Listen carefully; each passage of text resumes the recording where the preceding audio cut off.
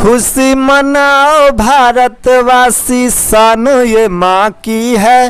हो खुशी मनाओ भारतवासी, शान ये माँ की है।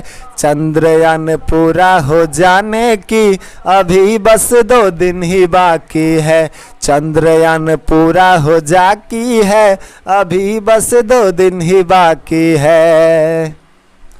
दुनिया में हलचल है बस एक बात की, कब पहुँचेगा चंदा चंद्रमा के साथ की।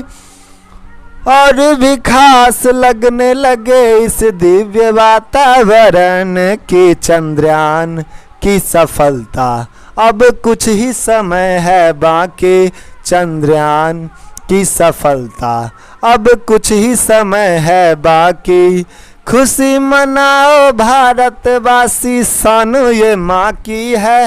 हो खुशी मनाओ भारतवासी, शान ये माँ की है। चंद्रयान पूरा हो जाने की अभी बस 2 दिन ही बाकी है।